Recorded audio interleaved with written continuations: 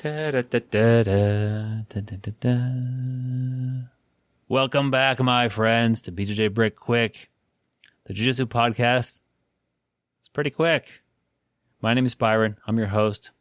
Today we're talking about dealing with bad behavior. Hope that's not you sitting there in the corner in timeout, my friends. We've all been there as kids, but hopefully as adults we're not being disrespectful and dangerous to people. I guess you need to classify what is bad behavior, and it ultimately it's toxic behavior to the training environment. If it's somebody, and I didn't think about this before we started, who doesn't share anything with the mats, they just take, that's bad behavior. Somebody who is rude or not a good teammate, that's bad behavior. Somebody who is reckless and prone to causing injury, that's bad behavior. How do you deal with this? I think back to earlier in jiu-jitsu, and I hope that gyms are coming away from this, but it's so easy to do. It's just you beat up the guy. And it usually is able to happen because the people who are good at jiu-jitsu are usually the good people. They're usually polite. They're usually they're usually good teammates. It's typically the newer person who has that hard time understanding what's going on. They come in, they throw the occasional elbow, could care less about it. They celebrate, their little wins that they might get, like they crush your head and you tap and they're super happy and posting that online or celebrating. I don't know. There's a countless things you could do that I guess would be a negative behavior. The biggest one I see is always the safety thing. That's horrible.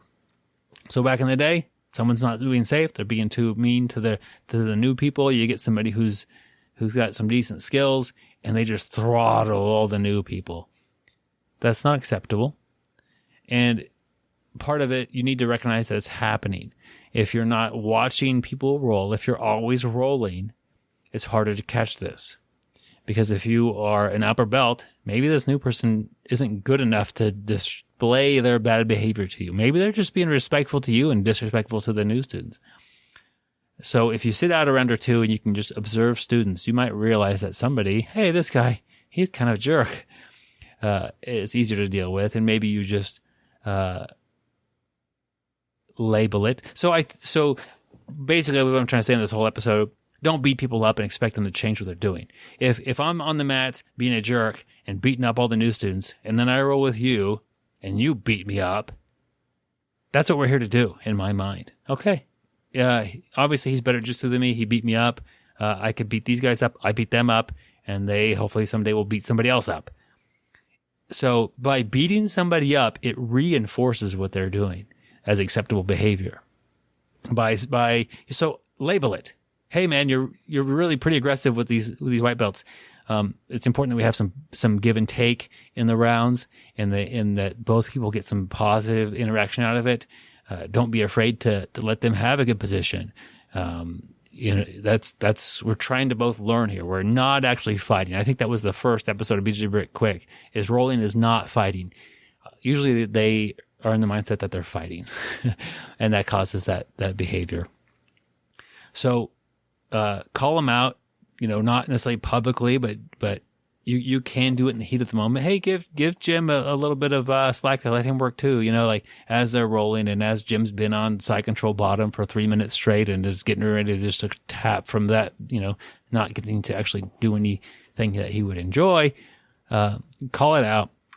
If somebody is like I discussed the other day, not clean, call it out. Like yet again, not publicly. Hey man, I noticed your gi today was a little bit funky. What are you doing with that when you go home? Are you putting it in a black trash bag and leaving it in your trunk till next time we roll? Or, what's happening here? We do expect you to clean it every time, that you train in it. And it's odd to have a stinky conversation with somebody. and let's talk about that next time. So I'll save that. But the basic episode here, dealing with bad behavior, you have to talk to people. And that's part of being a coach, part of being a leader in a gym. Beating people up does not get good results. All that will do, best case scenario, is you run them out of the gym and they don't train. That way you get to have the training environment that you desire where people are learning jiu-jitsu. But beating them up doesn't get you more students, doesn't get you more teammates. Ultimately, this person could be your friend, but they just don't understand that we're training, we're not fighting. So I'd like to hear your guys' comments. How have you dealt with bad behavior? Don't call anybody out online. That's not good behavior yourself there. But verbally, fighting, maybe you have a different way. But I prefer talking to people. Quick conversation really does a lot of good. Till next time, stay sweaty, my friends.